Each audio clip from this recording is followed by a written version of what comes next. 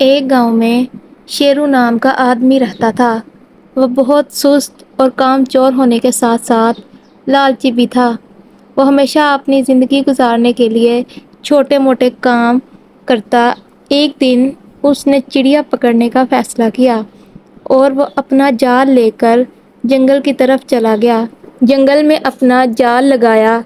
آج تو میں بہت زیادہ چڑیاں پکڑوں گا اور میں ان کو شہر جا کر بیچ کر بہت زیادہ پیسے کما لوں گا، جس سے مجھے کافی دنوں تک کوئی کام نہیں کرنا پڑے گا۔ ابھی وہ یہ سب سوچ ہی رہا تھا کہ اس کے جال میں کافی زیادہ چڑیاں آ گئیں۔ وہ جلدی سے جال کی رسی کو کھینچنے لگا کہ وہ چڑیوں کو پکڑ سکے، لیکن جال کی رسی صحیح سے نہ کھینچنے کی وجہ سے تمام چڑیاں اڑ گئیں۔ صرف ایک ہی چڑیا جال میں آئی۔ اوہ، یہ کیا ہوا؟ ساری چڑیاں میری غلطی کی وجہ سے اڑ گئی ہیں۔ اب بس یہی چڑیا رہ گئی ہے۔ چلو میں اسے پکڑ لیتا ہوں اور آج اسے پکا کر کھا لیتا ہوں۔ یہ کہتے ہوئے وہ جنگل سے گھر کی طرف چلنے لگا۔ خدا کے لیے مجھے چھوڑ دو۔ شیرو گھبرا کر ادھر ادھر دیکھنے لگا کہ آواز کہاں سے آ رہی ہے، لیکن اسے کچھ نظر نہ آیا اور وہ تھوڑا سا ڈر گیا اور وہ جلدی سے چلنے لگا۔ پھر اسے دوبارہ آواز آئی، خدا کے لیے مجھے چھوڑ دو۔ یہ آواز کہاں سے آ رہی ہے؟ لگتا ہے یہ آواز میرے ہاتھ سے ہی آ رہی ہے۔ گھبراؤ نہیں، مجھے اللہ نے انسانوں کی طرح بولنے کی طاقت دی ہے تاکہ میں تمہیں نصیحت کر سکوں، تمہیں اچھی اچھی باتیں بتاؤں۔ اگر تم مجھے چھوڑ دو تو میں تمہیں قیمتی نصیحتیں کروں گی۔ نہیں نہیں، میں ایسا نہیں کر سکتا، کیونکہ میں نے کافی دیر لگا کے تمہیں پکڑا ہے۔ میں اب تمہیں ذبح کر کے کھا جاؤں گا۔ چڑیا یہ سن کر تھوڑا سا ڈر گئی، لیکن تھوڑی دیر بعد اس نے شیرو سے دوبارہ مخاطب ہو کر کہا، اگر تم میری نصیحتیں سن لو تو وہ تمہیں زندگی بھر فائدہ دیں گی اور تم ان نصیحتوں سے امیر بھی ہو سکتے ہو۔ شکاری امیر ہونے کی بات سن کر لالچ میں آ گیا۔ بتاؤ کون سی نصیحت ہے جو تم مجھے کرنا چاہتی ہو جس سے میں امیر ہو سکتا ہوں؟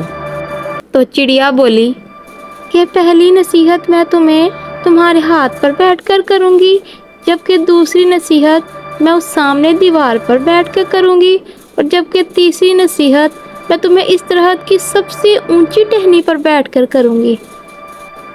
شیرو نے کچھ دیر سوچا اور چڑیا کو اپنے ہاتھ پر بٹھایا۔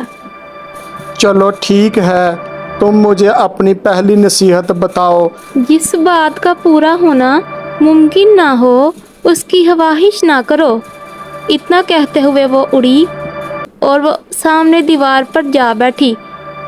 دوسری نصیحت، جو چیز تم سے کھو جائے اس پر پچھتاوا نہ کرو۔ دوسری نصیحت کے بعد چڑیا اڑ کر درخت کی شاخ پر بیٹھ گئی اور شکاری سے کہنے لگی کہ تم نے مجھے چھوڑ کر بہت بڑی غلطی کی ہے۔ میرے پیٹ میں ایک قیمتی موتی ہے، اگر تم مجھے ذبح کرتے تو وہ قیمتی موتی تمہیں مل جاتا اور تم امیر ہو جاتے۔ یہ سنتے ہی شکاری بہت مایوس ہوا کہ اس نے کتنی بڑی غلطی کر دی ہے، اور وہ مایوسی سے چڑیا کی طرف دیکھتے ہوئے کہنے لگا، اب مجھے تیسری نصیحت بھی بتا دو۔ کیا تم نے پہلی میری 2 نصیحتوں پر عمل کیا ہے جو میں تمہیں تیسری نصیحت بتاؤں؟ میں نے تمہیں پہلی نصیحت یہ کی تھی کہ جس چیز کو تم حاصل نہ کر سکو اس کی خواہش نہ کرو۔ تم اس بات کو اچھی طرح جانتے تھے کہ اگر میں ایک دفعہ اڑ گئی تو میں دوبارہ تمہارے ہاتھ نہیں آ سکتی، اس کے باوجود تم نے مجھے چھوڑ دیا۔